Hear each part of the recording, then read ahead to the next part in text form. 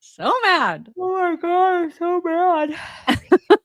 You guys, it's Let's been a see if weekend. Instagram works today. Oh my God, I'm so Does tired. it? Okay. All right. I'm going to make it. I'm going to make it today. You You got guys, this. it's Monday. And if you haven't already, you should text chicks to 989898 to get your free info kit on Birch Gold. You guys know about gold. Listen, you in danger, girl. Everything's falling apart. You should get more info on gold. And now's the best time to buy gold from Birch Gold. Do it. I have a little gold. I mean, we have some gold. I have some gold. We do have physical gold and also Mhm. gold as part of an IRA with Mhm. Birch Gold because you can Right. transfer a little bit of your 401, do your that. IRAs, whatever. Which you is can a do that. great idea right now. You want to be diversified. Mhm. This is where diversity is a strength. Look at you. Yeah, it is. So do that. So text checks to 989898 and get all you gotta do is get information. There's no Yeah, obligation. there's Just no get some info. obligation. Get some info. Do it. Calm down, everybody. Oh, It's no obligation. You're gonna do Taylor Swift. You need to calm down. Oh, we're going to talk about Grammys. Yeah, we're going to talk about all the hullabaloo towards the end of the Mhm. show. We So will. if you are interested in that, you're going to want to stick around until the very end, till after Talks even, because we've got all the Grammy stuff after Talks to You talk guys about. can wait until then. Yes. I may be alone. I may be an island by myself on this, but I was actually yesterday years old when I learned that Lenny Kravitz's mom is Roxy Roker from the Jeffersons. God, you didn't know that? I did not know that, you guys. How did you not? You're not a Lenny Kravitz fan then, because he talks about. did not know that. He talks about his mama all the time. Like he always. I mean, Lenny Kravitz. You guys. Oh my God. Yeah. Lenny Kravitz. Oh my God, he's such a fine looking man. But yeah, but he loves. Oh my God, he loved his mama so much. So He'll much. talk about her all the time. Yeah, but she was awesome. Yeah. I like looking at him and listening to him, but I've never like been so into him that I have listened to interviews or watched. You know what I mean? And I had no idea. And it's funny because the article I saw about this was like people online are freaking out because they had no idea that his mom was Roxy Roker. And I was like, I'm one of those people. I did not know that. Yeah, I've known this forever. You guys didn't know that. That's so funny. Yeah. There's other people. Okay, good. Yay. Yeah. Because I've listened. I love. I follow him and stuff on social, but for years. I mean, I loved him when back in the day in the 90s. He was like, that's my kind of music. I just love his stuff. I still love his music. Love it. You remember that my husband and I saw him in Germany. Not at concert, but we just saw him in a park wearing one of those gigantic blanket sweaters. He like always scarves. His scarves are like his signature, right? He like just wraps himself in scarves. It was the most random thing to see. Did you say hi? In the middle of nowhere, Germany. No, I mean, he was like in a distance and I was like, oh my God. And we were like, that's Lenny Kravitz just walking through the streets of Germany. I would have run to him immediately and just wanted to ask for an autograph or just talk to him or something. He's a brilliant musician. Yeah, I mean I did not know that. And the reason for my name today is because Patrick Mahomes' dad has been arrested for his third DUI. And that's, I don't know what that means. Like, does he go to the Super Bowl? Is he allowed at the Super Bowl? Like, what is his problem? Shouldn't he be in jail? I mean, it feels like he kind of should have. This is the third offense. If it's the third one, don't you stay in jail? I don't know how that works. I've never done that, so I don't know. But and he's all smiley in his mugshot. Like he's he's drunk.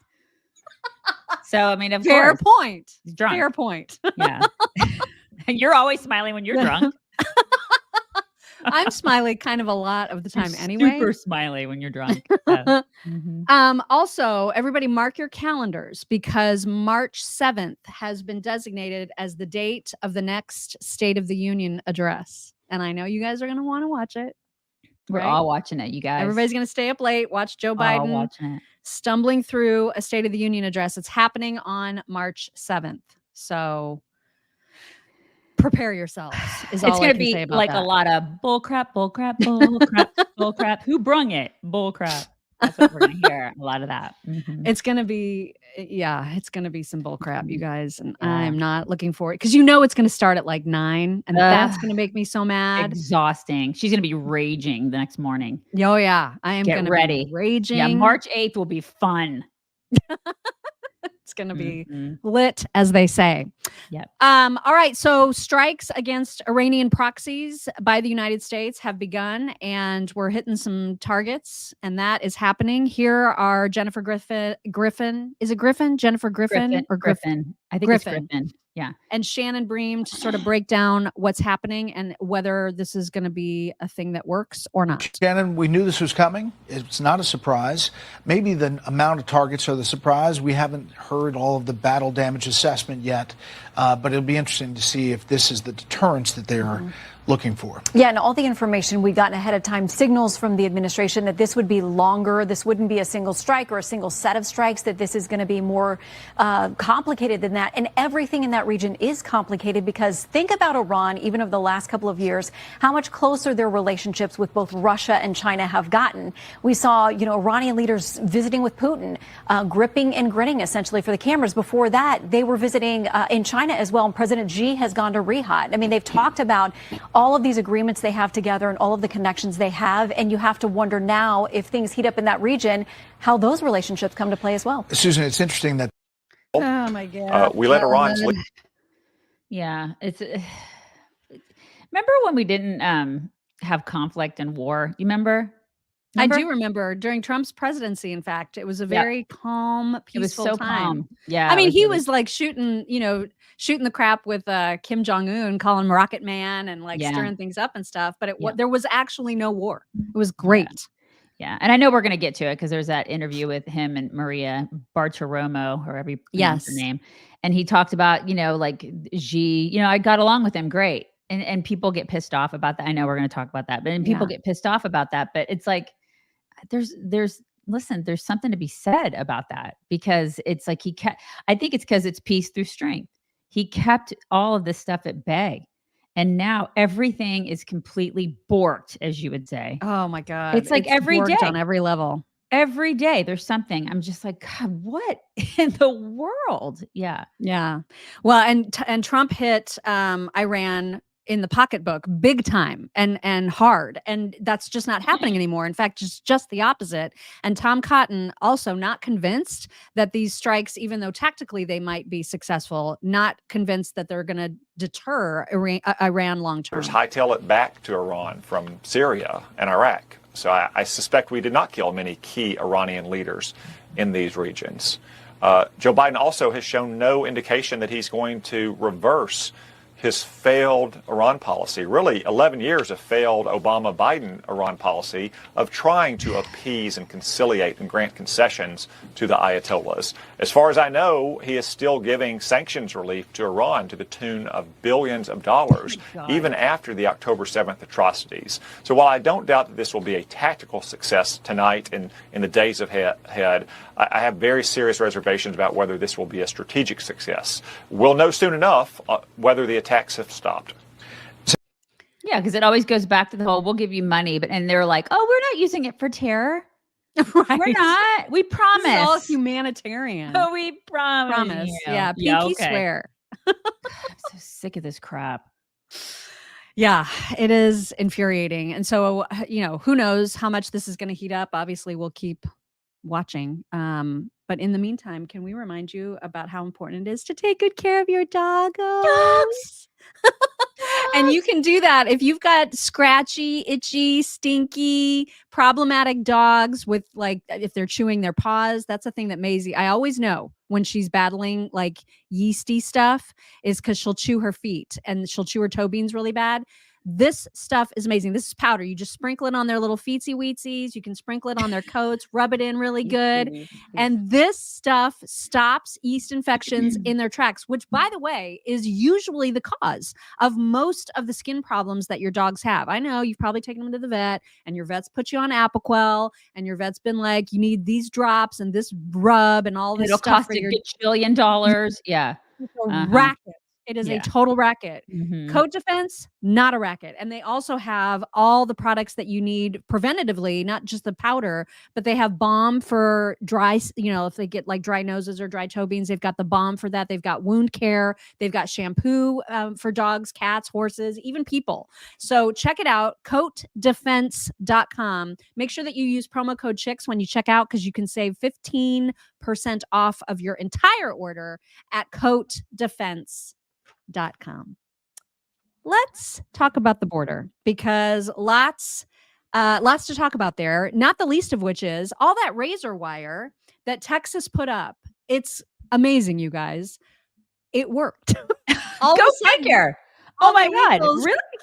All the illegals were hearing, wait, there's razor wire and we can't cross at Texas. We'll just stop. We'll go to Arizona and California, which made me, I tweeted out, I was like, can we not just do this at scale? Can we not just have Arizona wired up and California wired up? No, we can't, because they have Democrat governors. And so that's the problem. Now you're going to see an influx of illegals in those two states. But Texas, here's what happened. The area where we have occupied this park in Eagle Pass, Texas, that we put up the razor wire, there used to be 3,000 or 4,000 people crossing that area a day. For the past 3 days, we've averaged just 3 people crossing that area. The point is, if we put up resistance, we show that we can secure the border. Joe Biden should not be stopping that. Yeah, I'd like to know who those 3 are. Right? That's seriously.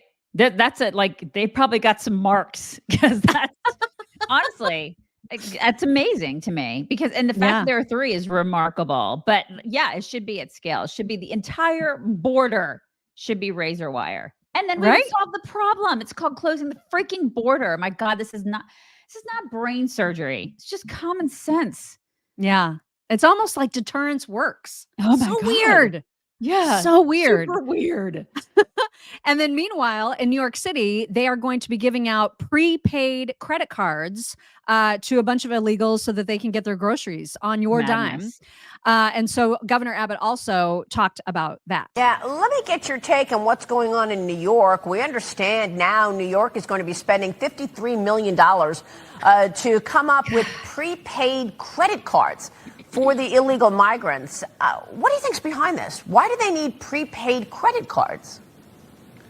It sounds like insanity is behind it, because it really is offensive. It may be the most reprehensible thing that I've seen take place over the past 48 hours when you see police officers in New York City being beaten by illegal immigrants in this country who should not be in the country in the first place. And then after they engage in this crime against a law enforcement officer, they are let loose back out onto the streets. What's going on in New York is outrageous, and Americans across the entire country are angry, not just about what's going on in New York, but the underlying cause for it, which is Joe Biden's open border policies. And what?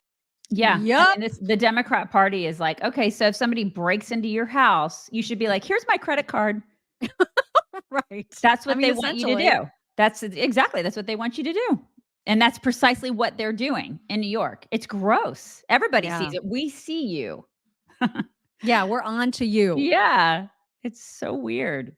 Oh my gosh. So this is a remarkable clip, what you're about to see. This took place on CNN, and I don't even know who the guy is that they're interviewing, but they're talking about this exact situation with the illegals that beat up the cops and the fact that they're still here.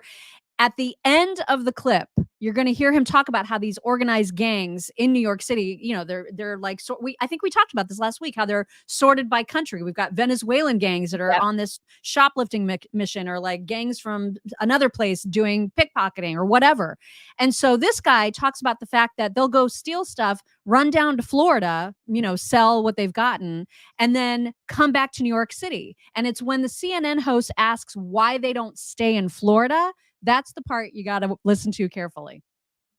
In the back. You don't touch our police officers. You don't touch anybody. Thank you. Okay. I mean, we're hearing a change when it comes to immigration in general from President Biden on down. To hear her talk about that, it is also directly related to the fact that these were police officers. Does that have any impact? Does that change anything? Well, it's so complicated because, you're a New Yorker. You move through the city every day, as I do. We see these people, we touch these people. They're out looking for work. They're delivering our food. They're at the gas stations and the car wash. I mean, these are people who came in waves, 170,000 probably to New York City. But within that group, this hardworking, throngs of people in search of hope and a better life. Oh my God! There is this 1%er, criminal element that looks at a different opportunity here. Seriously? These individuals, I went over their rap sheets yesterday. Multiple charges: grand larceny, robbery, attempted robbery, grand larceny, grand larceny. This particular crew operated on mopeds and scooters. They were doing organized retail theft. They were doing snatches on the street, iPhones, iPads, clothing, so on and so forth. One of them that they are still seeking has 10 charges on one day because he's part of a pattern that's been going on. And I'm looking at the dates that their arrest started, which is probably close to when they got here. They've only been here a couple of months. So what the detectives are telling me is they have crews here that operate in New York, do all their stealing, then go to Florida to spend the money and then come back. And I'm like, well, why don't they just stay and steal in Florida? And they said, because there you go to jail. Oh. Wow. Oh my God. Wow. Keep us posted on this. Wow. You go to great reporting. Good job. We're going to move on. We're going to go to break. We're going to go to break now, you guys. Oh my God. It's very inconvenient for our narrative. Oh God. Because you go to jail in Florida. Can you believe that? Yeah. Because they enforce the law in Florida. Who would think that would actually do some things? I mean, I couldn't believe that. They were just, and they were both so shocked. They were like, they were just sitting there really? like, you said that out loud. Gotta go now. I swear to God. And that guy's trying to paint it's 99% great people. They broke the law to come in. Right. What is it with these people? They want to believe that all of them are dreamers who are just going to wash your cars and do your lawns. Well, all these people doing our lawns, you guys, I mean, they're all here because they're dreamers. I mean, they're just such elitist asshats who believe that they're up here and that these people are the people who are going to do all the jobs that they don't want to do. There are Americans who will do those jobs. There are American citizens who will do those jobs. And then there are veterans and there are kids who are being kicked out of homeless shelters right now because of these illegals, these people who have broken the law. God, I rage about this. I know. So frustrating. Remember we played that clip of Dan Crenshaw on Friday of him just being like, Republicans aren't going to vote for this bipartisan bill. They're just ridiculous. And he was such an arrogant a-hole. Yeah, he was. And so Stephen Miller was on, I don't remember which show, but he was on to talk about this and he went off about Dan Crenshaw. Stephen Miller, tough words from Crenshaw, a dereliction of duty. Very indignant he is. What does he get wrong here? The dereliction of duty is not going to Chuck Schumer, Mitch McConnell, Joe Biden, and by the way, all the Democrats up for re-election this year, like John Tester and Sherrod Brown, and saying, here is our offer, 0 illegal immigrants. Why don't you stand up before the American people and say why the number should be 2 million or 3 million or whatever is authorized in this bill? Have a national debate about the number 0.0. That's the correct number of illegal immigrants. We're talking about an administration that right now allowed illegal aliens to beat cops and go free. They could have sent with one phone call ICE officers to that courthouse, arrested those illegals, and shipped them back home. We are talking about a Democrat party that just in the last 48 hours voted against Republican bills in the House to deport illegal immigrants with DUI convictions and who have committed Social Security fraud and identity theft. The Democratic Party is committed to open borders, and it's time for Republicans to stop being afraid, stop hiding, stop cowering, and to demand a great national public referendum on whether or not Joe Biden should be allowed to release any deportable alien into this country at all. And I dare John Tester to explain to his voters why he thinks we should have 2 million, 3 million, 5 million, 10 million illegal aliens added to this country by Joe Biden or anyone else for that matter, Laura. Yeah, and Dan Crenshaw. Yeah, totally. And Dan Crenshaw didn't mention the numbers at all. No. He was just like, you got to like do this bill or you're not a team player kind of crap. Because it's a little better. I mean, it's a tiny bit better. So you got to do something that's better. Yeah, exactly. So basically he's on the side of the people who are okay with these jackhole illegals coming in and beating up our cops. He's on that side. Seriously, because that's what I see. That's what I see when he says we have to kowtow and we have to roll over and take this shitty deal, because that's precisely what it is. No, stand up for your people. Like, how dare you not stand up for your people? That's what people elected you to do. So do your job or don't do it. Give it to somebody else. Yeah, that is willing to do the job. Right. And I love how he's like, I dare you to tell your constituents that you're going to just let 5,000 in a day. Is that cool? Give them a number. Yeah. Tell them the number that is in this bill. Highlight that. Don't just say, oh, we're doing this bipartisan border security bill. Explain it. Tell it to your constituents' faces that as soon as you hit 5,000, then we're going to react. Yeah. No one's okay with that. No one. Mm-mm.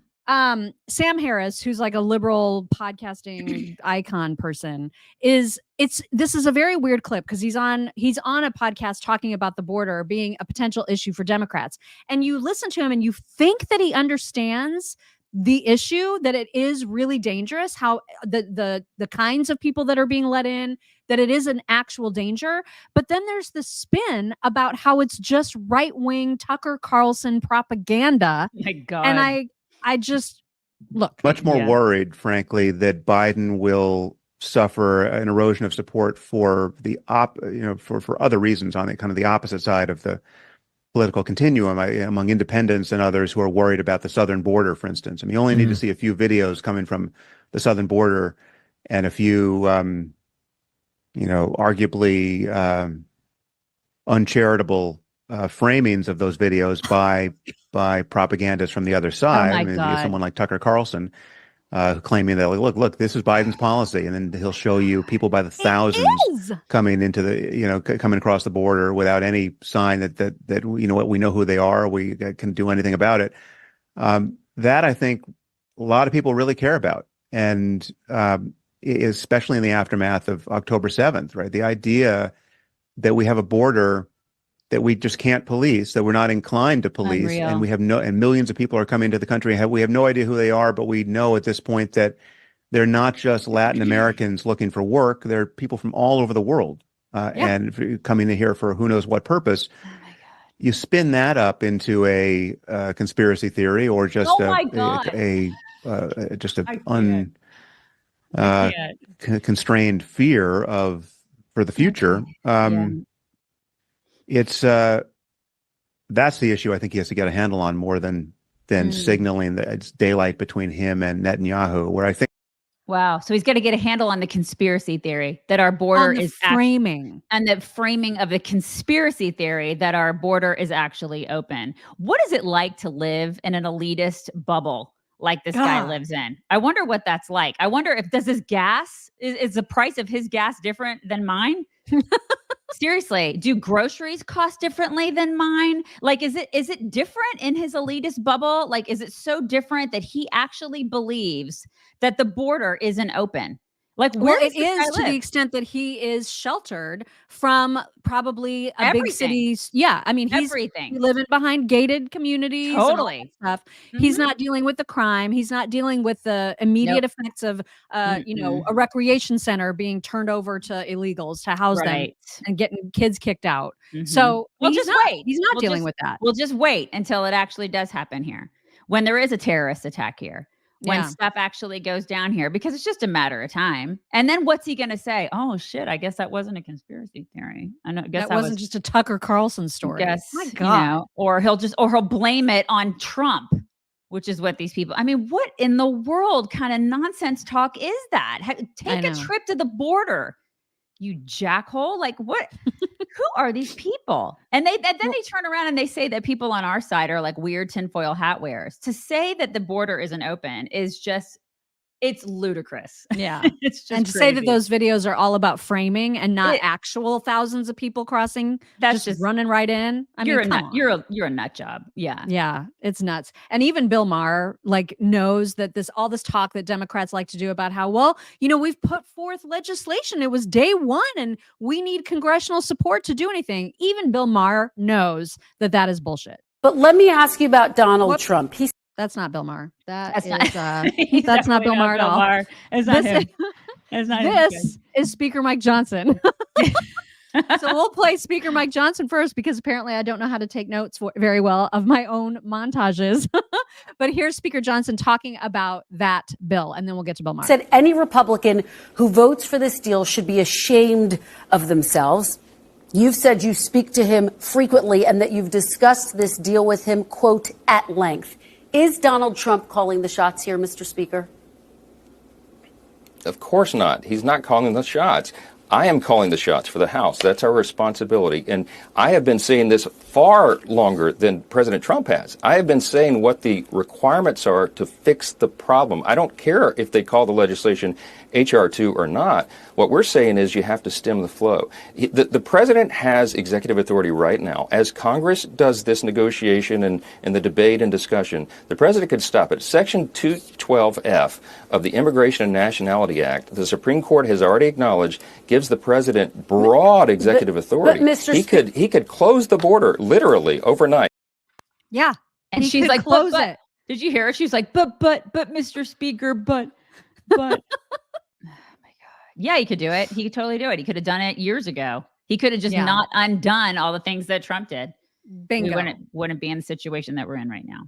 That's exactly right. Okay, now for real, here's Bill Maher. To the acting is Joe Biden saying, you know what? If you just give me a new law. Why doesn't the president can fix this? He already has the existing laws. And Border Patrol this will is tell you also that right silly. to your face. I need a piece of paper from Congress to deal with the border. No, you already have that. That's right. Right. So he has. I'd love to know what Jessica said. So he has. God, well, you'll actually be surprised to hear what Jessica said in one part of this, because she was actually giving praise to your governor for transporting all the illegals to Democrat cities. I could not even believe that this was Jessica Tarlov speaking, but yet here it is. Being actually good on Governor Abbott to start busing immigrants all over the country. When he started with Martha's Vineyard, him and DeSantis, I thought, oh, this is just a political stunt. It's ridiculous. And now that you have J.B. Pritzker and Mayor Adams and Kathy Hochul and the mayors of Baltimore and D.C. saying we absolutely cannot sustain this influx, everybody feels like they live in Eagle Pass now and has a lot of sympathy for that. Yeah. Okay. But Look listen, at it's Jessica getting the light bulb switched on. But that other dude probably needs to pay attention to that, right? Because there's a whole sect of people on the left that are like, but it's a conspiracy theory. Ah. Oh my God. I mean, it's like, seriously? Yeah. Okay. Because all these cities are living like Eagle Pass. They're starting. Yeah. I mean, I'm glad that she's giving props to that, but maybe she should also talk to like people, I don't know, at CNN and places like that who didn't cover this for years. They just pretended that it didn't exist. If we just pretend it doesn't exist, it'll go away. It's not going away. There's like 20 at the end of this year, there'll probably be like, I don't know, what did Tucker say? There's probably 20 million illegals that are in this country. 20 million. I mean, you guys, it's nightmare. Insane. Yeah. And back to that Sam Harris clip of him just trying to pretend that this is about framing. Then you listen to how it impacts people day to day. You saw the cops get beat up. Mm-hmm. Now you've got this guy in Denver who's friends with Denver cops, and it's absolutely terrifying what they are telling him. So I just had a conversation with a Denver police officer at the airport, and we were talking about the crime that's going on, not only in Denver, but our country. And he says, the media will not tell you this. I'm not even supposed to talk about this, but I don't care anymore. We've arrested, the Denver police in Denver has arrested over 50 Al-Qaeda members in the last 2 months. 50. Okay. So with that said, we started talking about everything else. And we started talking about where the budget's going and how they don't have enough police cars. They're going to be putting them on foot. We started talking about all the migrants that have been coming over the border. and how they're cutting the police budget in all major cities, including Denver. And then we started talking about how there's sleeper cells all over Colorado. He's talking about South Americans. He's talking about people from Central America. He's talking about people from China. He's talking about people from the Middle East, all over. And he says the police know this, the state police and the local police, and they're not allowed to do a damn thing about it. So y'all, here's my question for you, especially for those of you that are left-leaning. Do you still think that it's okay to have open fucking borders? It's a great question. It's a really, really great question. That's one city.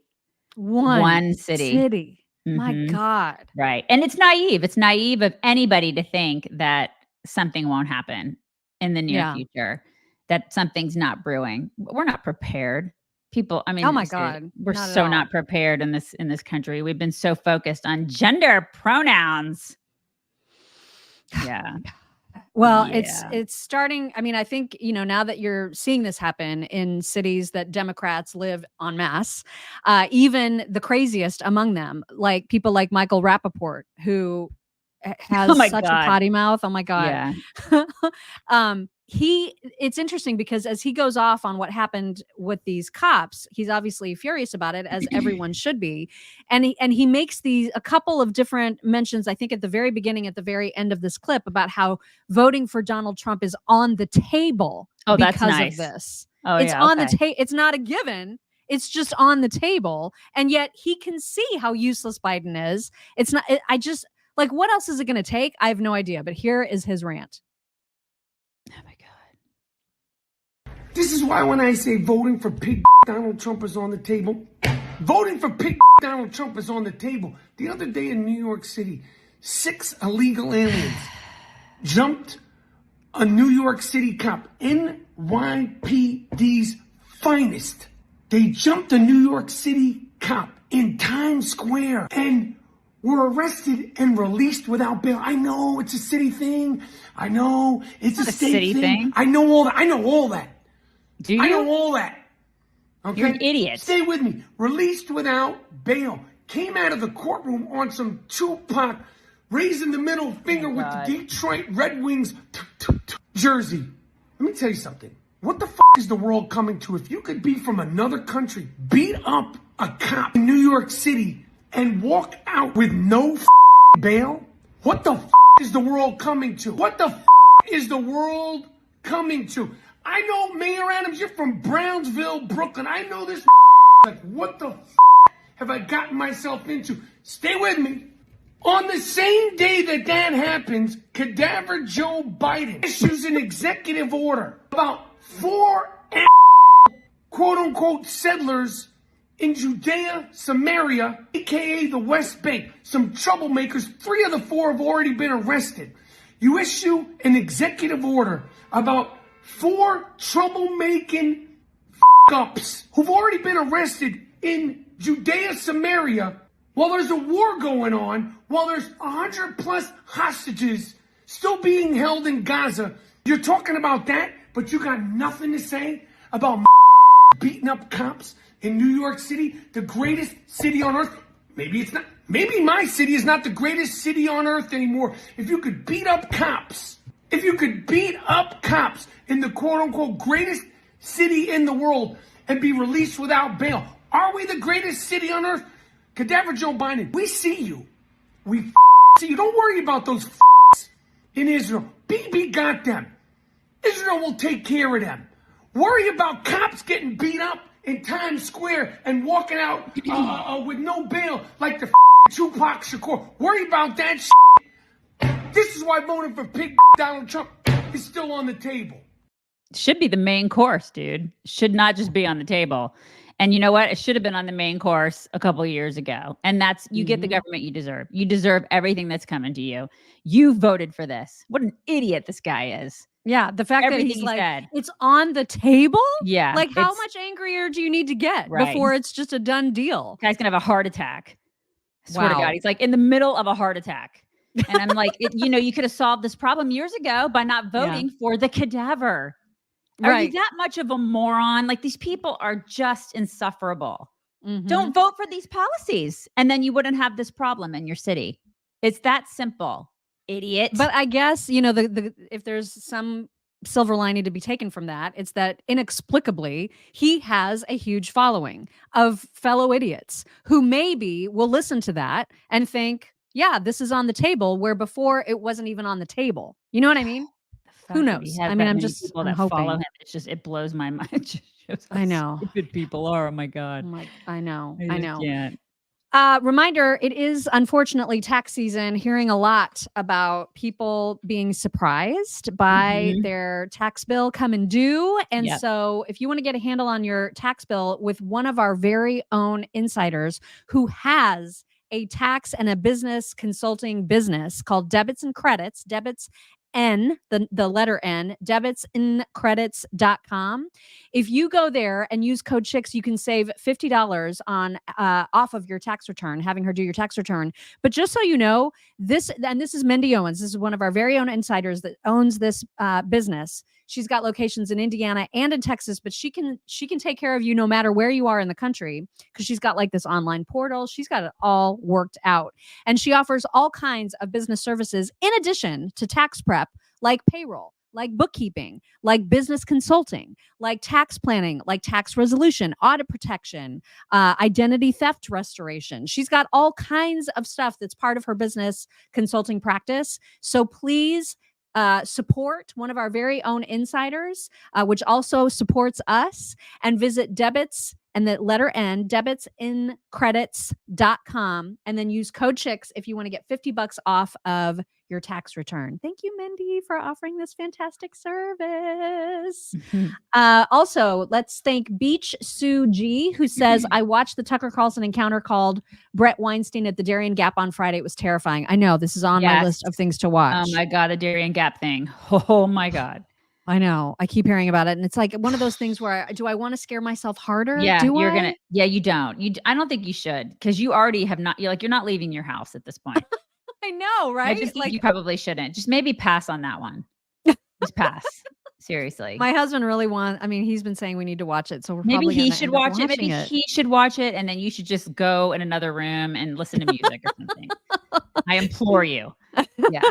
Stuart the Brit, thank you. Stuart says, we have hundreds of American troops down the road from me, sitting in pubs, talking shit. We can send them back to you. They are itching to go to protect America. Itching. Really? I'm sure they are. I love that. I'm sure they are. They're probably like, WTF are we doing here right now? Oh my God, I love that. So yeah, sweet. they want to do the things. They want to protect their own country ahead of protecting everybody else's. Oh my gosh. All right. Trump, you mentioned earlier that Trump did an interview, a very long interview, sit down with Maria Bartiromo. There were a couple things that bugged me about it, but overall, I was very impressed. I thought he did such a nice job. I thought he did too. It was great. Yeah, I thought he really did a really nice job. I think the thing that people admire, I know this was one of my biggest takeaways, and of course, we've got some clips to share with you, but one of the biggest takeaways is that he's so calm. You know what I mean? Like, he's in the middle of a shitstorm that I cannot begin to imagine.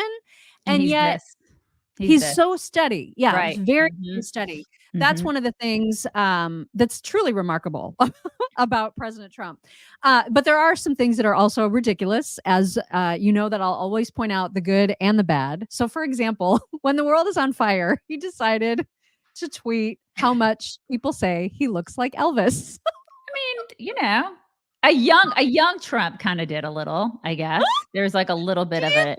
I don't see it at all. A little resemblance there, like the lips, the mouth. I can see that. A young Trump, not an older Trump, but a young Trump.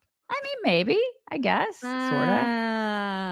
I think that's a bit of a reach. I just think that's a little bit of a reach. I mean, it's like if other people are saying it, it's kind of interesting. Yeah. That's what he says. So many people have been saying that he and Elvis look alike. For years, he's heard. We got to put red hair. We got to put some hair, like Trump hair, on Elvis, and a young Elvis, and see and put him side by side. Put the swoop, put the blonde swoop on him. Somebody's got to see, right? There was also a moment where he talked about China. And here's another thing I appreciated about this interview, is that Maria is tough, man. She does not let him step over her. And I saw some people complaining about the fact about her interview. So I thought she was amazing. She's awesome. Because she will, if he tries to step over her question, which she does with a lot of interviewers, she will pull him right back to the topic and not let him fight lose. him. She will combat him, and I totally appreciate that. I love that, and he's okay with it. They have a great rapport with one another, but she will definitely fight him on stuff. And I dig that. Yeah. I love it too. And one of the things that she pushed back on was this whole idea about like praising President Xi, which I just don't understand why he feels the need to do this. And she reminded him that he's done some stuff. And so this is the first. I want China to do great. I do. And I like President Xi a lot. He was a very good friend of mine during my term. Well, look, COVID cover-up, intellectual property when theft. COVID came, the list is long from our number one adversaries. I don't know if he's a friend. But I got along with him great. Okay, so that's the stuff that makes me crazy. I don't care if you got along with him great. I don't want you to want him to do well. I want you to see him as an adversary. Like there's better ways to frame that. You know what I mean? No, I hear you. I totally hear you on that. However, everybody was fine. Like everything was calmer, and we were not in like a gajillion war situations when he was in office. So I think, he had a handle on a lot of these guys, and they did have a healthy sense of fear with him. You know what I mean? It's like it's that whole, would you rather be loved or feared? I think that he was both. Like, it's like these guys just sort of knew to back off with him. And I miss that. I know. I miss my that, God. guys. Oh my God, without question. He also talked about the stock market being up, again, that being to his credit. The Biden team can say, well, if things are so bad, how come the stock market's on a roll? Because they think I'm going to be elected. That you think the stock market's rallying because people think you're going to be elected? Yeah. If you take a look at Iowa, if you take a look at New Hampshire, the stock market's been going crazy since then and long before then. When I announced I was running, I took the lead early, and then I beat everybody, including Ron DeSantis. I call him DeSantis now. I took the other names. Mr. President, back to the economy for a second. Would you... She's like, okay, back to the economy. It's like, we're not going to talk about the name calling of whatever. No. I don't know. I have no opinion on the stock market. None. Yeah, I don't really either. You can watch our, we did a deep dive episode about that very topic with Zach Abraham that you can check out on our channels. So if you want to see what his thoughts about that are, you can. Right. This was the moment where I thought Maria was the best, where she asked him a very important question about how he plans to envelop independence into the Trump supporting fold. And, he starts going on his tangents like, everything's great. I'm doing great. Everybody loves me. And she's like, but how? And so I thought that this was one of the better interactions between the two of them. Let's talk about the general election. Assuming you get the nomination, it's mid-March, and you've locked up that nomination. How are you going to attract independents, those anti-Trumpers? Do you have a plan? So I don't know if they're really anti-Trumpers. They want security. They want safety. They want a great economy. They want a strong border. The border is a disaster. Nobody's ever seen a border like this. Look, you talk about it all the time. Nobody covers it better. But you see what's going on. We're letting millions of people. I think the number is going to be 18 million people by the time he gets out. Wow. I think 18 million people. That's bigger than New York State. I'm going to get to that. Yeah. But your critics who are with Nikki Haley said that they're not going to vote for you regardless of you getting the nomination. Do you have a plan to win over those independents or anti-Trumpers that are with Nikki Haley? Well, I'm winning every election by tremendous numbers. So she had a great chance in New Hampshire because Democrats voted for her, and she still lost by 12 or 13 points. That was the one place that she had a chance because Democrats are stupidly allowed to vote in the Republican primary, and independents also. So they voted, and we beat her by a lot. Again, I got the most votes in the history of that primary. And the same thing in Iowa. She was really fighting. She spent far more money than I spent. She's got all these characters giving her a lot of money just. So there's no plan. Okay. Well, I think if he has a good campaign manager, and I don't know who that person is, but I think that campaign manager needs to get in his ear and say, okay, we'll focus on policy. Trump needs to get on a stage in the general, and he needs to be like, how's your life? How's your life looking, you guys? And how did it look, back when I was president the first time? How does it look now? What do you want? What do you want for your family? Because that it's gonna look better if I'm in office than if Joe Biden is still here. I mean, let's just get real. So if it's a matchup between him and Joe Biden, there's no question. I don't give a crap if you're an independent. I don't care if you hate the guy, if you hate his personality. Look at your lives. It's going to get exponentially better if Trump is in office. Period. Like, just look at the data, for crying out loud. So if you're a thinking, rational human being, I hope that he can appeal to that side of you and get you to vote for him that way. I mean, I just hope that he can do that. And if he has a good campaign manager in his ear, hopefully that person will be saying, appeal to people that way, appeal to the kitchen table issues, appeal to the policy side of people. And you know what? Hopefully they'll put this whole, I just don't like his orange hair and I don't like the tweets. I don't like that. I don't want to date him. Oh my God, who cares? Like, vote for the policy. Yeah, I would like that person to get in his ear and say, here's how to answer a question. Because, I mean, that's the thing. It's like, you can't answer your plan for bringing independence in by saying, I already have them. Right.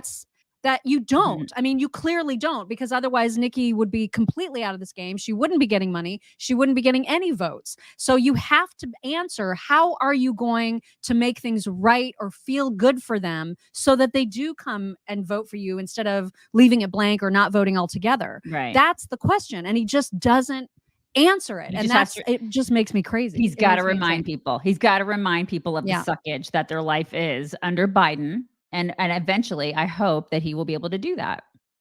He did recognize that the RNC sucks balls. Yes, he did. And he kind of made it sound like he's in favor. He wasn't as strong as I would have liked him to be, but he kind of sounded like he's in favor of there being a change from Ms. Ronna McFluffyface McDaniel. Yep. Here's that part. RNC doesn't seem to be so strong. I mean, the Democrats have all the money. Look at what we see. We got the Democrats actually with the money and spending it. The RNC seeking credit lines. The RNC reported its lowest bank balance at the point in any year in 2016. Comerica says Michigan GOP defaulted on a loan of $500,000. So, and I have nothing to do with the RNC. I'm separate. How's Ronna McDaniel doing? I think she did great when she ran Michigan for me. I think she did okay initially in the RNC. I would say right now there'll probably be some changes made. Well, I'd say right now she's sucking. I mean, really, he won't really say bad. that. Yeah. He won't say it. He obviously still is trying to be in Ronna's good graces. Yeah, for well, reasons I cannot fathom. I'm ready for him to go full Mika facelift on her. Same. I just want him to go. I want him to be like her face. It's like, it looks like she's all bloody still from a face. I want him to go full Mika. Do it. I know. My God. I want him to unleash like Just full do Trump it. mode on her. Why can't he like come up with a nickname for her?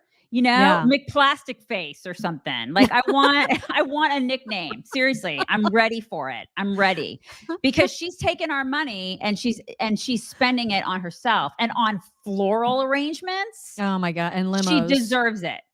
I She do. she deserves the names, you guys.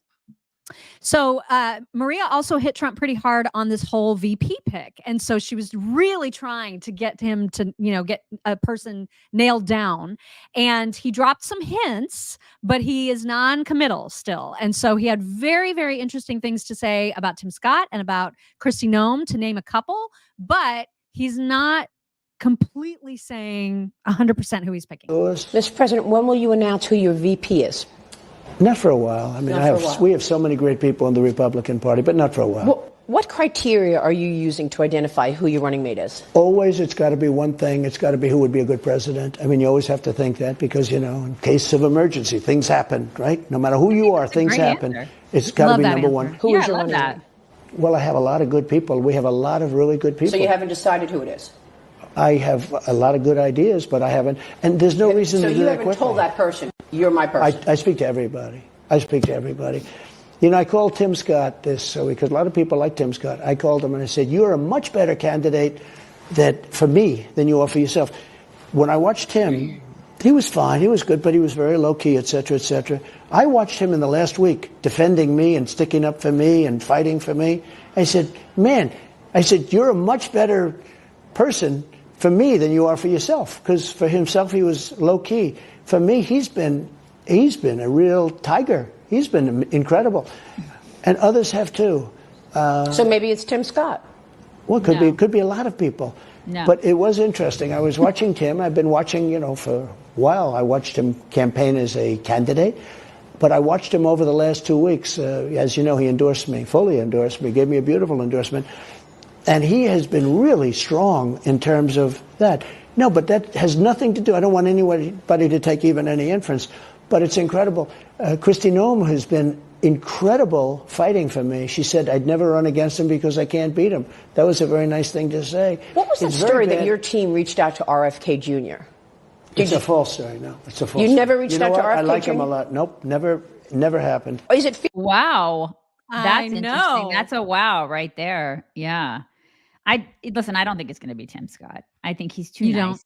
No, because as a president, I just can't see him as a president. He's too nice. He's too sweet. He's too dear. I don't see him as a president. I see him in the cabinet somewhere. I see him getting like a cabinet position or whatever. I don't know what, but I see him working in the administration. And Kristi Noem, I could see. It's kind of like the same with Ben Carson, because he is also, people have been floating his name too, but I also think he's so good. Nice. God, he's just so nice. Sweet and dear and gentle. Like I almost don't want him to be president because he's so good and gentle. He's so, both of them are so good and gentle and wonderful that it's like, I feel like the presidency would ruin that. Right? You know what I mean? It would ruin it both of them. So I feel like it's either going to be Kristi Noem or Vivek. Those are my two. I'm down to two, at least who I think it's going to be. Yeah. The RFK thing was really surprising. I know. Now, who knows? Like, could a person from Donald Trump's team have reached out to RFK without Trump knowing? Perhaps. I don't know. Because I don't think RFK is just going to make that up. You know what I mean? That doesn't seem like something he would do. Who knows? But it doesn't sound like Trump himself reached out to RFK. Yep. So for what that's worth. Now, he was also asked, and you're going to hear the tail end of this. I think this may be there's two more clips. The tail end of this is Maria asking, do you think it's going to be Biden that you're running against, or is somebody else going to end up? Is it going to be Newsom? Is it going to be somebody else? And so he responds to the possibilities of it being either Gavin or Michelle Obama. Here's how he reacted to that. I don't know. I mean, I really don't know. Well, Gavin Newsom's right out of Central Casting. How about Gavin? How are you going to do up against Gavin Newsom? I'll tell you what, because he's so much. He wants to say how wonderful it's doing horribly. His state is doing horribly. You look at the homeless problem. You look at the people that are leaving. You have companies that are leaving. They're all leaving for other locations. I think Gavin's easy because California is a disaster. He has been a horrible governor. What if it's Michelle Obama? How are you going to do against Michelle Obama? You have to see. Look, I've seen polls where she doesn't do well. She may do well, but I've seen polls where I beat her easily. I beat her by a lot. No, that's not happening. That's not a thing. I don't know, though. I don't know about the Michelle Obama thing. I mean, Democrats would be like overwhelmed with joy about that. But I mean, she's not going to do it. She's not going to do it. Yeah, she's just not. She's already said she doesn't want to do it. She's too happy living her cush life. Are you kidding? Why would she want to do that? Yeah. Gavin, I could see. Gavin would be like, hell yeah, I want to do it. He's been like frothing at the mouth for the opportunity to do this. But he's also been saying, why would I ever want to do that when we've got such an elite talent? He's such a liar. That guy's such a weasel and a liar. You know he's lying. You know he cannot wait. He's like scratching his way to the top. He can't wait to be president. So, yeah. My favorite clip out of the entire interview, I think, was when she asked him, like, how is he coping with all of the criminal investigations, all the charges against him? This is when I'm just like, he's unshakable. You've got 91 counts, felony counts against you. You've got 4 indictments. You could be in trial this year and you could get convicted. Do you think about that? No, because it's all about courage. You have to have courage for the country. I would have, if I didn't run, or if I was in 5th place, I wouldn't have any indictments. I wouldn't have any problem. They went after me from before I even announced because they said we have to do it. These aren't indictments. These are Biden indictments. How are you going to get through? Washington, D.C. I just get through things, whatever it is. I'm doing this for the country. I didn't need this. I could have had the greatest life. Look at this. I could have had a nice time instead of doing a nice, fair, but tough interview with you. I could have had a very nice time in my life. I could have enjoyed it. But I enjoy it anyway because we're going to make America great again. This country. He's right. I love that. He's 100% correct. He didn't have to do this. He didn't have to do any of this. I think people think, oh, he's so power hungry. I mean, no, he was a gajillionaire. The guy could have just hung out with Melania the rest of his life, watched her prance around in a bikini, whatever, at his house, in Mar-a-Lago. And it's like, seriously, the guy had the greatest life. Look at his kids. He's got great kids. He's got great grandkids. He's got a beautiful wife. And he has to deal with this crap. So, I mean, he does have a point. I love that part. That was my favorite because he was just like, I just get through it. Whatever. I'm doing this because I got to do this. It's the positivity. He's unshakable. Like I cannot think of another human that could deal with this crap and not break. Yeah. It's like he's the weebliest, wobbliest weeble wobble. You know what I mean? He will not fall down. He won't fall down. Yeah. He just won't. Right. Reminder that if you are someone who worries about your heart health, you should think about trying the Healthy Cell Gel Pack for heart and vascular health. This has all the stuff. In fact, it's got, here it is. This is how many separate pills worth the heart and vascular health gel pack has. Yeah, it's like 11 different things you would have to take to equal the benefits out of just one gel pack that supports your heart and cardiovascular health from Healthy Cell. And it tastes delicious. I think this is the strawberry flavor, if I'm not mistaken. They're all yummy. So whatever supplement you take from Healthy Cell, it's so much easier than taking a pill or capsule or giant horse pill. So many of the vitamins and supplements are ginormous and they don't even absorb very well. So Healthy Cell stuff always absorbs 165% better into your system than any tablet or any capsule or pill is going to. So these, and this is what a 7-day trial pack looks like. You can order these if you would like to try it, or you can get a month supply. Either way, it's up to you. You can visit healthycell.com/chicks. Use promo code chicks and you're going to get 20% off your first order. This has stuff in it like CoQ10, trans resveratrol, fiber, vitamin K12, omega-3s, grapeseed extract, all the stuff that will support your heart and your cardiovascular health. So visit healthycell.com/chicks and then use promo code chicks. Thank you, Luke. Luke says Kristi Noem for VP, Vivek for Treasury Secretary, because his wealth management company is making American citizens wealthy. Yeah. Okay. I like this. Interesting. Very interesting idea indeed, Luke. Thank you very much for that super sticker. All right. Biden, meantime, is talking about finishing the job. But I think it's time to finish the job here. I think it's time for us to finish what job? Destroying the country? Right? That's what I thought. And if I don't stop talking, I'm going to get hooked from Jill. She's going to pull me off this little path. Oh, my God. He always says that, too. I got to shut up. They want me to shut up. They told me not to say this. They told me not to say that. I have a script because I have no original thoughts of my own because I have full-blown dementia. Oh, my God. Where am I? Where's my pudding? I just crapped my pants. The guy is a complete nut job. I know. Meanwhile, Nikki Haley, trying to gain traction, is making appearances on SNL now. And so I've got a couple clips to share with you from that. The first is where they are pretending that she is just a South Carolinian resident, asking why Trump won't debate her. Here's that. Okay, our next question comes from someone who describes herself as a concerned South Carolina voter. Yes, hello. My question is, why won't you debate Nikki Haley? Oh, my God, it's her, the woman who was in charge of security on January 6th.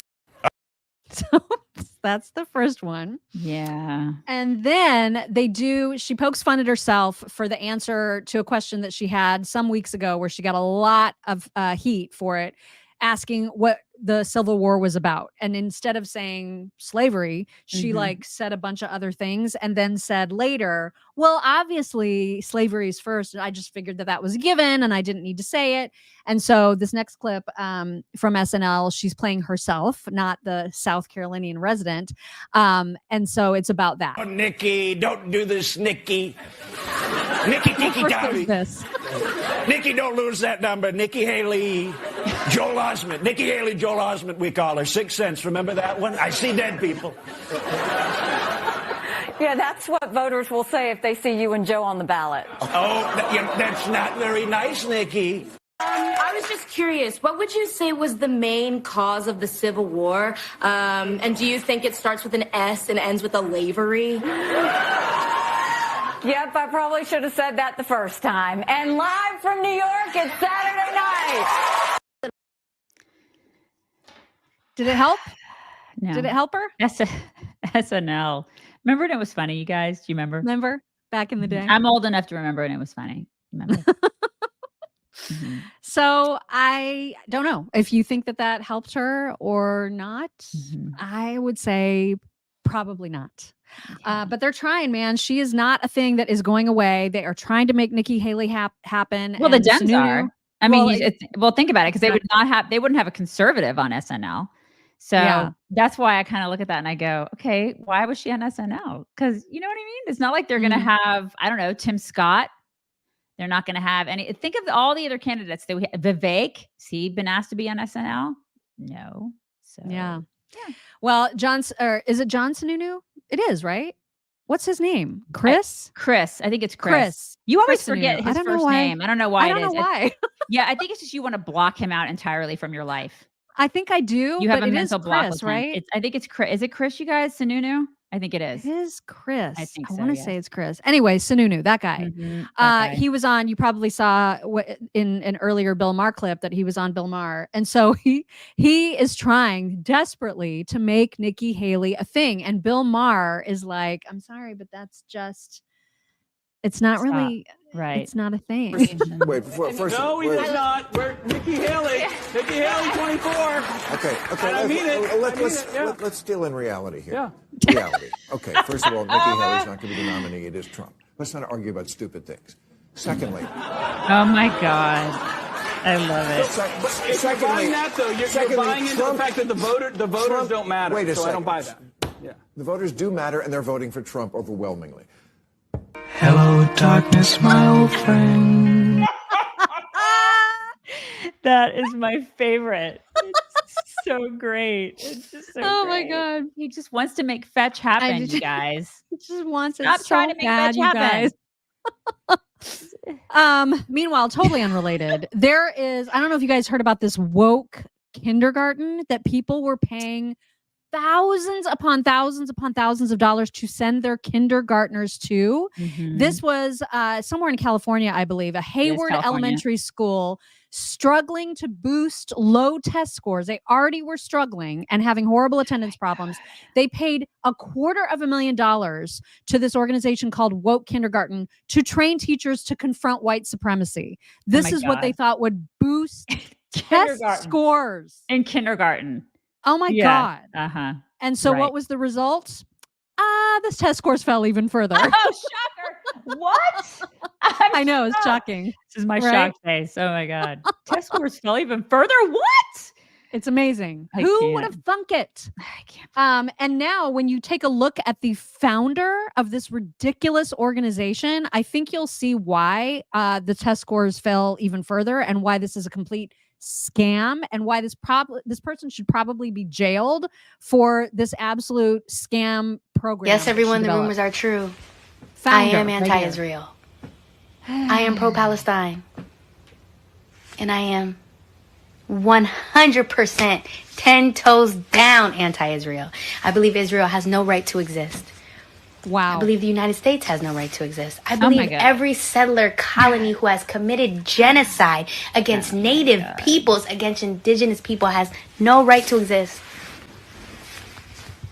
I believe in a free Palestine, from the river to the sea.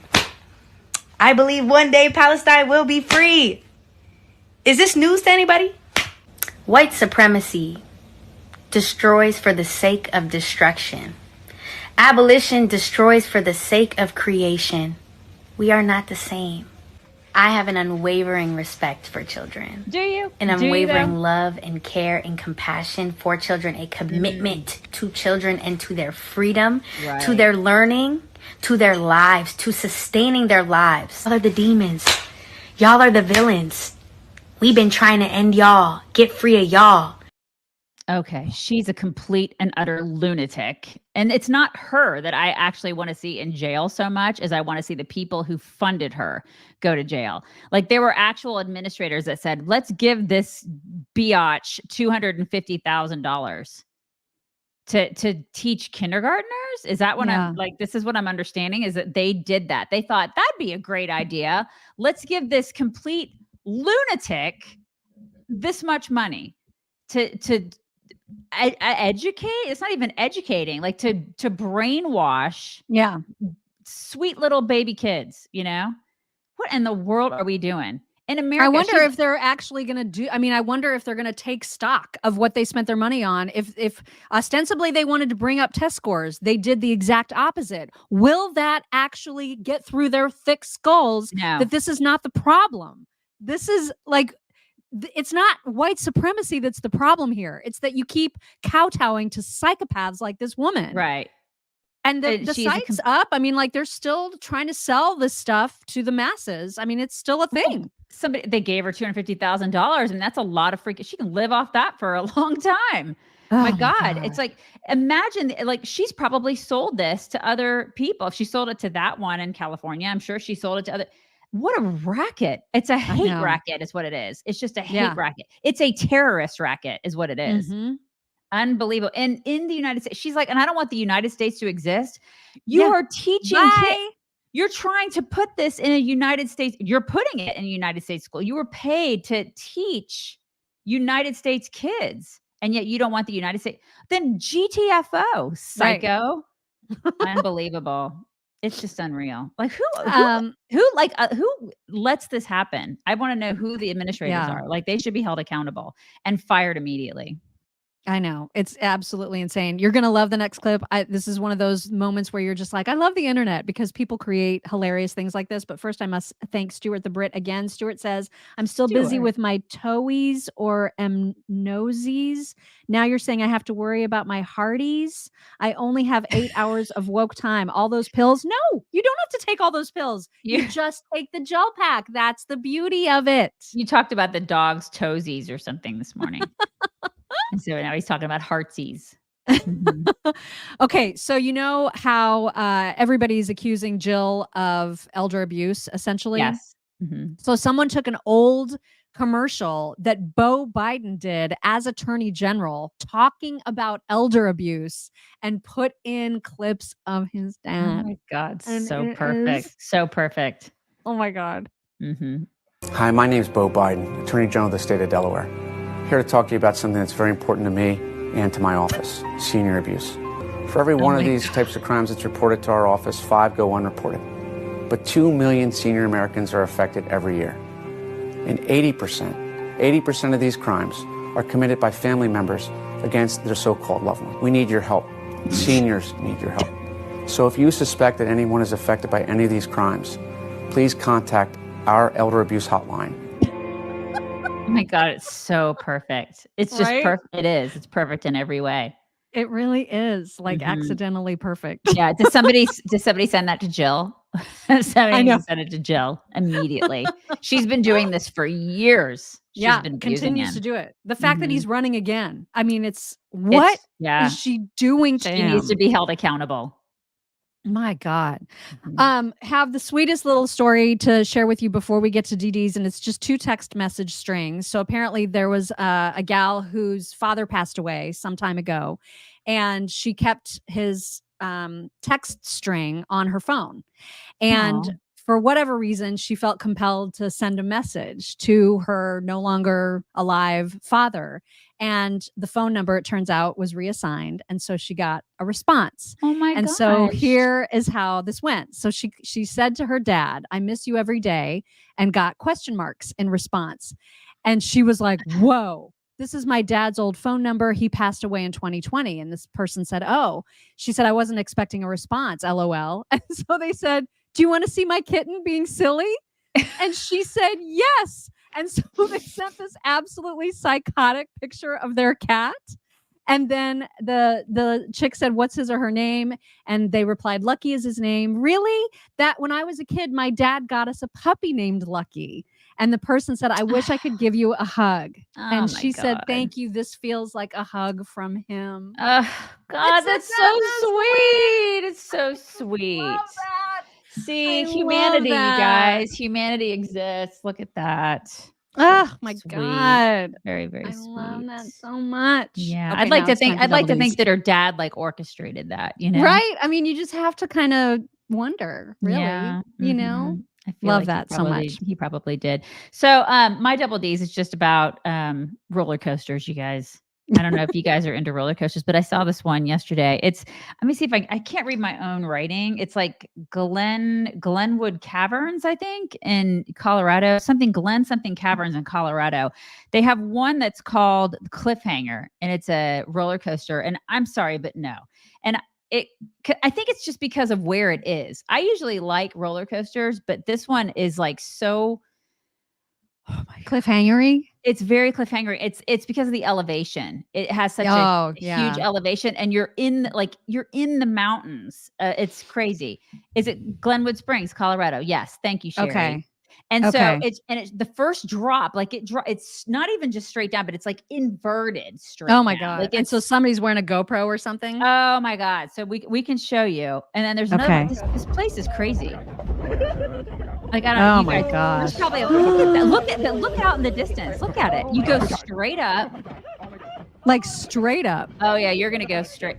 You go straight up. And like if you look at this thing online, just and then they go it's not even straight down, but you are, oh my God, I would literally crap my pants.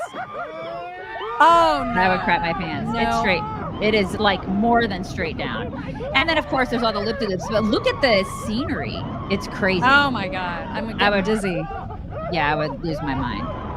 It's over pretty quickly. Like they all are, the only right? saving grace, right? I think that's it. But oh it's my just God, that's really it. Yeah, it's really it. Because of I know, did you hear all the people? They're all like, I'm throwing up, I'm dying. Oh my God. Yeah, there's just no way. And then they have this other one there. It's called the Canyon Swing, and you swing out like over a cliff. And so I'm this out. is the same place? Same place. It's there at this Glenwood whatever Caverns. Yeah, in Colorado. You guys, are in a swing with like 3 other people, and they swing you over a canyon. No. No way. It's Jennifer said the swing is fun. Did you do it? I mean, see that? Oh my God. Now, if you can see the side view of this thing, they have pictures of the side view. It is, I mean, you are over a canyon. I mean, there's just no way. I get so antsy just watching this. You guys. They don't go like over, do they? I don't think they go. I don't think they go all the way around, but they just they're you're almost inverted.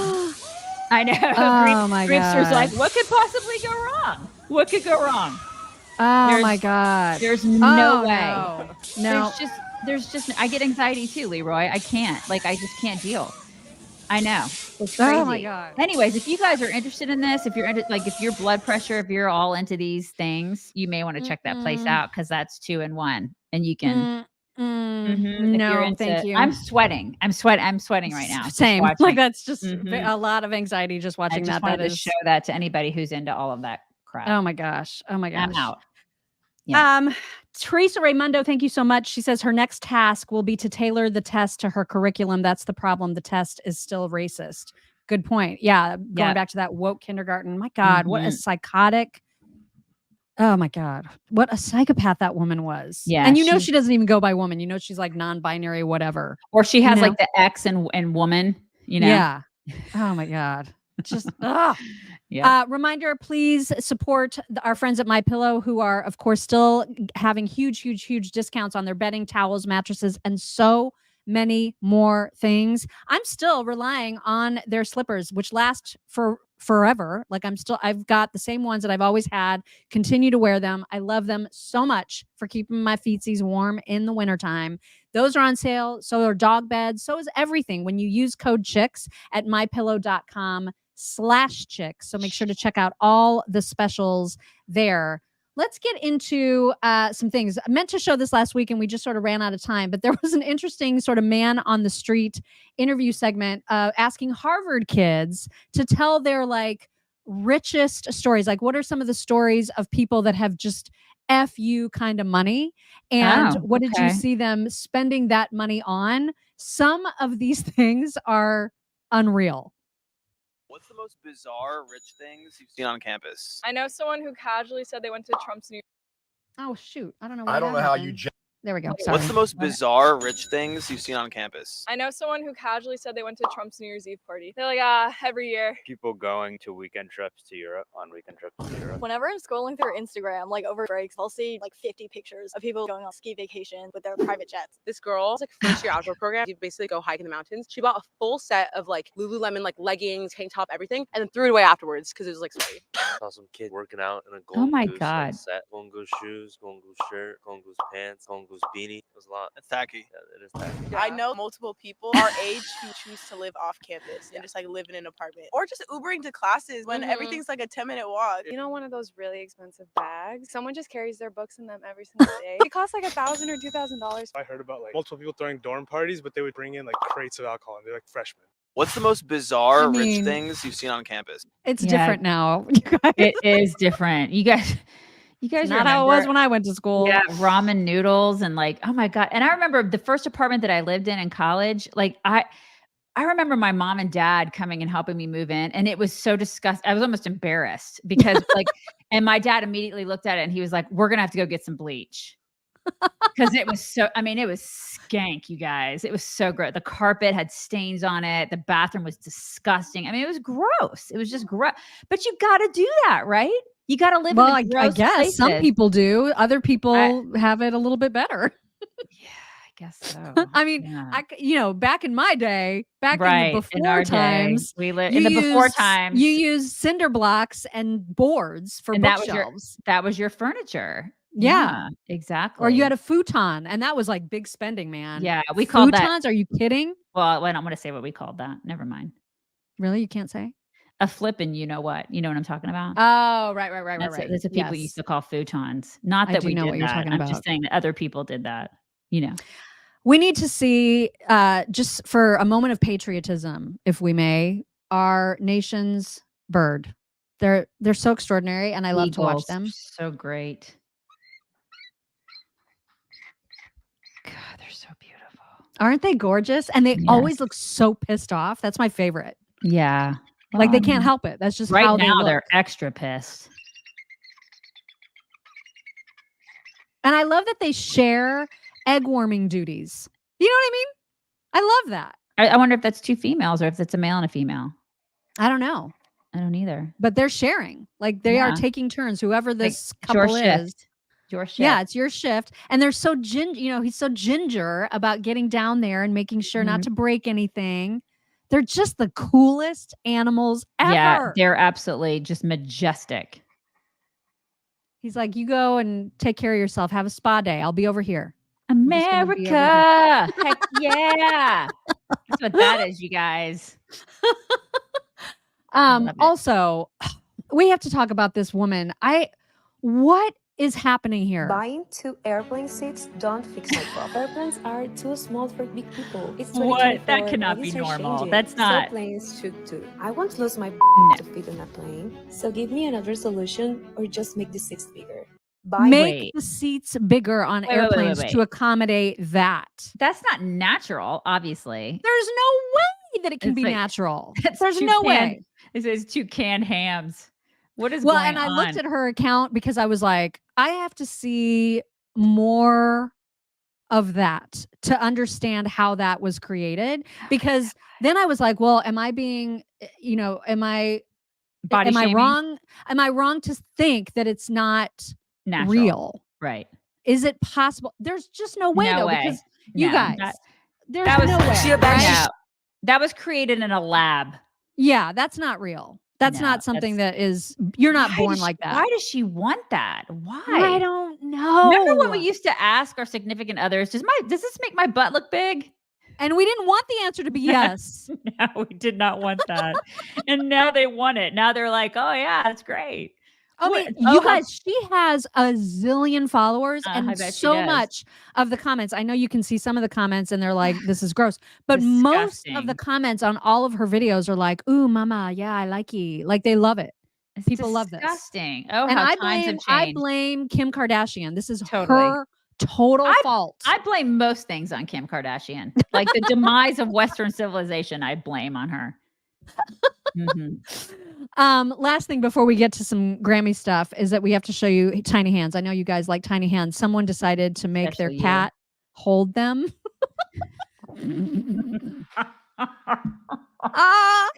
You guys, please do this. Please do this with your cats. You're probably wondering why I called you into this meeting today. Yeah. We've been reading your emails. Right. We found some sketch things in your emails. Isn't that the greatest thing ever? Oh my God, I love him. I just know. love him. So fantastic. So and then great. last but not least, I know this is kind of mean, but it was too funny not to share. I love this this prank.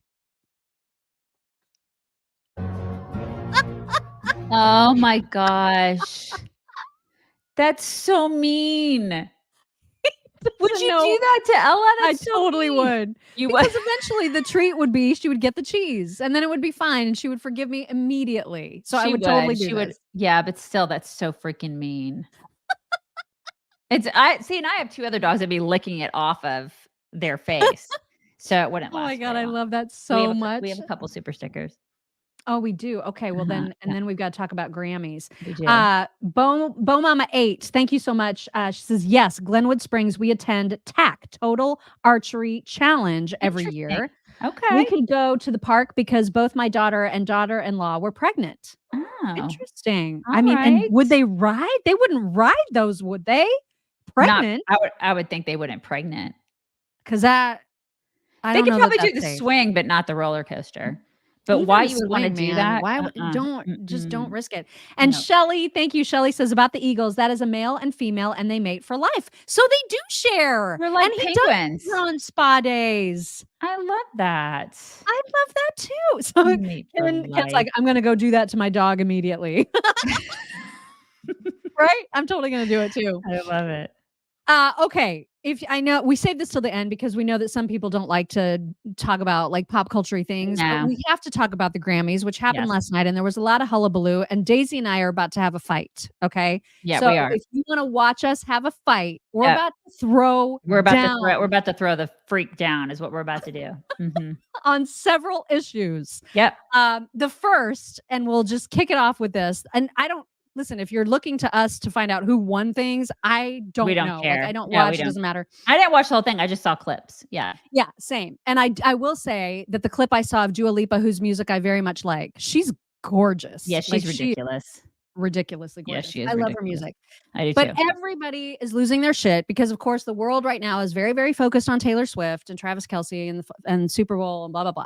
So she was nominated for a bunch of awards and she set a record. Like she hit this record. It's never happened before where a female artist has won best album ever or whatever 4 times. And she just broke that record. So the record was 3 and she now won best album for the 4th time. And that was like this new big deal. So the world is furious at her right now because what they're saying is that when she went up with her collaborators to accept that award, she dissed and ignored Celine Dion, who was the presenter of the award and who, by the way, looked amazing and very well. Like I was expecting that she was going to look a lot more frail. She did look good. I thought she looked really fine. Yeah, so but beautiful.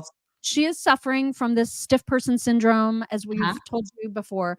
And Taylor, when she went to get the award from her, she didn't make eye contact. She didn't look at her, and everyone's losing their minds about this. Here is that. I'm going to just mute it until we get to like the speechy part. Yeah, so we don't get copyright. I mean, we probably will anyway, because this is from the Grammys, but. Oh, yeah, probably. Here she is like hugging everybody that she's like helped on this album, I presume, right? Because she's like, oh my God, I can't believe I won. Oh my God. And now she goes to get the award and she's still looking at them. She doesn't look at Celine. And then she goes to make her little speech.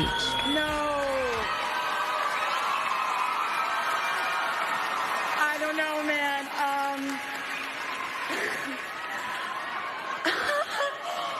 Guys, you gotta come closer. I feel really alone. I feel so alone. Like, you guys, oh my God. Okay. Taylor, Laura's right here. Thank you. I want to say, I get to work with one of my best friends, who is not only one of my best friends, but also a once-in-a-generation producer. That's Jack Antonoff. I'm so lucky. And then there was this moment backstage. And so I don't know why everybody is being so mad. I think people just wanted her to acknowledge her on stage. I think they wanted, that would have been like the nice thing to do, like the proper, well-mannered thing to do, which is what people have done in the past. And like if she, and etiquette wise, I think that would have been a nice thing for her to at least acknowledge her and gesture and be like, oh, and Celine Dion. You know, it's like, oh my gosh, like what a legend, what an icon. Like she's here to present to me. That's so lovely, you know, sort of a thing. And Or at I least just feel like she was overwhelmed and just like, oh my God, and wanting to connect Yeah, with the she knew she team. was And gonna- it was a moment. she knew she was going to win it. Like she didn't already like practice in the mirror beforehand. I just feel like, What? and I'm listen, in this position where I'm defending her. I don't want to defend I her, know. but man, And- everybody is so hard on her. and I feel like you juxtapose that with like Miley Cyrus, and I can't believe I'm giving Miley Cyrus props, but I think that her, because there's other stuff going on. We'll get to her. we Because- will. Okay. Yeah. Well, I was just going to say, well, her acceptance speech was lovely. But it's in the context of this. I think in her acceptance speech was kind of the opposite. Whereas Miley, when she went on stage, Mariah Carey was there, and Mariah Carey she sort of, you know, she gave her props. I feel like it's sort of these young people in general, young people should give props to the people that came before them. And I think we're losing that in general as a society. I feel like that happens in our industry. I feel like that happens across lots of industries. I just think that this generation they don't do it as much as they used to do it. They don't give reverence to the people that came before them. And that to me was a representation of that. And it bothered me too. I didn't like it. And so, you know, like even seeing show this some picture, respect. like even knowing that she did have this moment with her, like literally 30 seconds later, Perhaps. you know what I mean? Like to me, it's just like, everybody wants to hate on her so much. And why? Like she is, by all accounts, one of the nicest people, one of the most generous people to her crews. Like, I don't know why people insist on hating every single tiny thing that she does just to hate her. That's what it feels like, is that they just want to hate her. And so they're picking apart every moment of everything that she does ever. I can't imagine living that way. Like it must be awful to be as famous as she is and be critiqued for every missed opportunity that, you know, and then she obviously had this moment. Like I just feel can't like believe it. I feel like she's all right, Mock. She's gotten plenty of love and she's gotten plenty of adoration, and she has, you know, gajillions of people who fawn all over her. I feel like There's definitely a lot of people that fawn. She's probably okay. But then there's people that are such dickholes, like Jay-Z got some, I don't even know what kind of award, like some achievement award. And he dug on her unnecessarily as somebody who's basically shouldn't have gotten the award. It was Kanye all over again. And I just think it was so mean. You know, I don't want to embarrass this young lady, but she has more Grammys than everyone and never won Album of the Year. So even by your own metrics, that doesn't work. Think about that. The most Grammys, never won Album of the Year. That doesn't work. Who's he talking about? His wife? He's talking about his wife? Music, so thank you Which so is, much this is for why it giving reminded me me a of chance this. to win a VMA award. I mean, this is the moment that reminded me of. Yo, Taylor, I'm really happy for you. I'm gonna let you finish. But Beyonce had one of the best videos of all time. What is their beef with her? Yeah, I know. Well, my God. Well, Beyonce's not great. Her music is terrible. She's fine, but no, her like, music is not great at all. Her music is terrible, and her music with her husband is terrible. I mean, it's just not that great at all. my So, and was that his daughter standing up on stage? That was their daughter standing up on Yeah. stage with him. Yeah, Yeah. Talk about nepotism. Oh my God. Oh, yeah, exactly. Oh my Good gosh. Lord. So back to Miley. So there was a moment too where she performed. She performed her song "Flowers." A lot of people were talking about her hair. You guys, and she looked comparing like her to Margaret Thatcher. No, she looked like Chaka from Land of the Lost. You guys remember Land of the Lost? That's it. Do you guys remember Chaka? Is it just me? Like you guys don't even remember that show. You probably don't Oh remember my that show at God. all. But if you were a kid of the 80s, you remember Chaka. Listen, and he was sort of like a little chimpanzee boy is what he was. That's with the hair. Anyway, she looked like Chaka. Listen, I think that she had like the moments where she looked beautiful. I think her face looked beautiful. It's just the hair. The hair was a little. I don't understand the hair. And then when she was posing, she was doing the. Oh yeah, they doing always that got to do thing. the fish lips. Why do Yeah. they do that? Why do they I have don't to do know. that for the pictures? Yeah. So I she don't did that. know. But she sang Flowers, which is I think she won something for She that did. She song won Flowers. And I whatever. didn't Yeah. mind that song. I mean, I know it, but she in the middle of her performance was mad at the crowd, had a total Jeb Bush moment. You know how he was like, please clap. She was like, I can't believe you guys are pretending like you never heard this song. And it was really cringe. This moment, not a good look.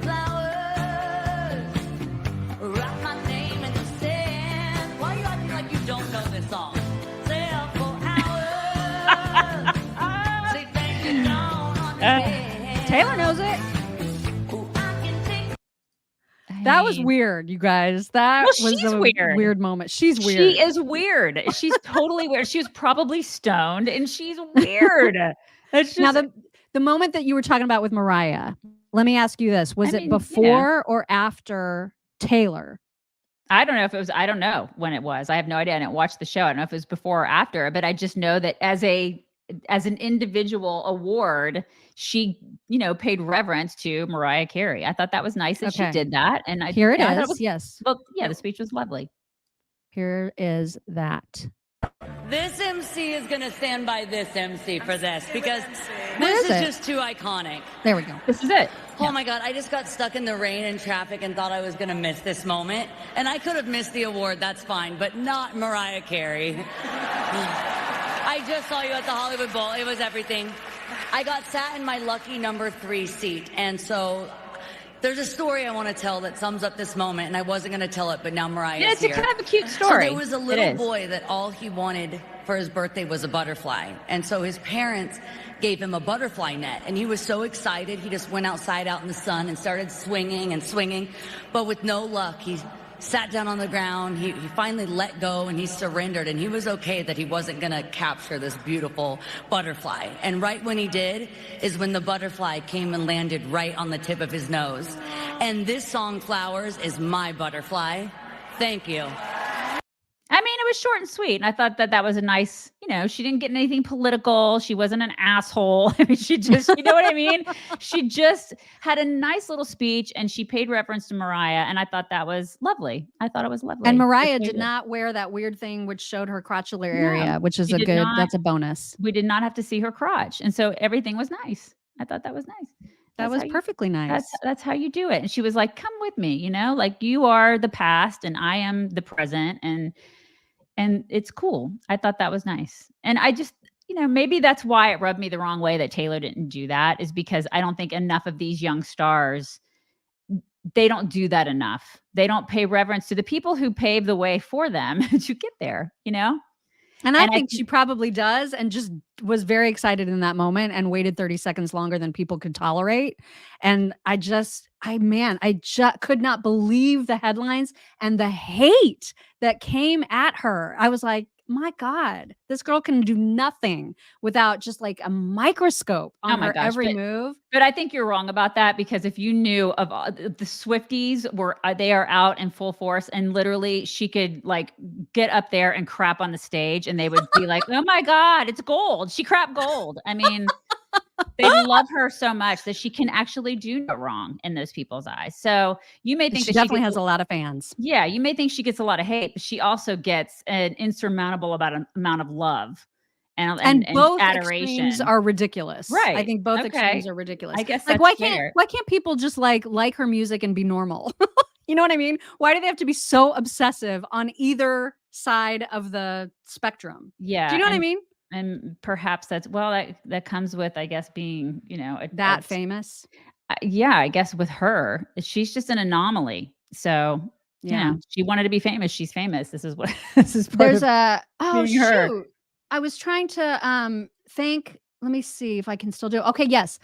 Ha Wiley on Locals sent a tip and said, please send all the prayers to my brother-in-law. His wife passed away unexpectedly Thursday. Oh my God. She just had their baby boy January 2nd, and their daughter turned 2 on January 17th. We are all living in an upside-down world and cannot wake up from this nightmare. Oh my God. Prayers, that is so awful, and That I'm so sorry. And yes, of course, everybody is going to pray for you and your family. Oh my gosh, that is horrific. Bo Mama 8. She said couldn't. It was a typo. She was correcting something from earlier. Aaron Powers, thank you. Aaron says there are pics of TS with Celine backstage. Yeah, that's that one I showed. And it's very clear that she made up for the snub off camera. Not sure why this is even a thing. I totally hear you. That's exactly the way I feel too. Stuart the Brit, thank you. Stuart says birds of a feather flock together. I don't know who that refers to, but who might that be referring to? 927. He sent that like 5 minutes ago, so I don't know. I don't know. That was referring to. Know. Oh, you know what? I bet it was Jay-Z and Kanye. Kanye. Kanye, yeah. Well, they're buds. I think they're buds. They all kind of hang out. Yeah. Although maybe not now, because Kanye is so, crazy. It's completely crazy, and he makes his wife walk around naked. Yeah. Yeah. What is that? Yeah. Anyway. So that's your Grammy wrap up for the day. All right. There you go. There's your Grammy wrap up. And listen, and I think people may have missed it, but there was also, I think, what's her name? Tracy Chapman and Luke Combs. They did a rendition of Fast Car, which actually was pretty good. If you want to look that up. I mean, it's probably the best part of the evening. That's all I gotta say. And then also that chick that, country chick that sings oh god, you guys have to tell me, she's like a new country artist. She won a Grammy, and I actually like her, and I can't remember her name now. She's the one that a bunch of stuff for Yellowstone. You guys know who I'm talking about, country girl. I do not. She won. You guys will know him. What's her name? Lindsay. What'd she do? What Laney Wilson. Laney Wilson won. Yes, she won. And so she's good. So, I mean, those are some good things that happened last night. Okay. But other than that, am I cutting it? Somebody said I'm cutting in and out. Am I cutting in and out? Oh, really? No, I hear you fine. Okay. All right. Okay. So are we going? Are we bringing it in? We're bringing it in. It's weird when we don't end with talks. It's very strange, Mock. I know it is a little weird, but I just figured, there's going to be people who don't give a shit about the Grammys and don't want to hear that. But then now they're missing the hugs. So you're missing all the hugs, right? We're not going to have flaps today because listen, it's going to be chaos coming in here. So we're just going to do without flaps, and I'll make sure that we get some flaps tomorrow, you guys. Okay. All right. Thank you, Seth. Thank you for that super Thank sticker. you, Seth. Yes. Thank you very much. Thank you, Seth. You guys have a wonderful Monday, and we'll talk to you tomorrow. Bye. Bye, everybody.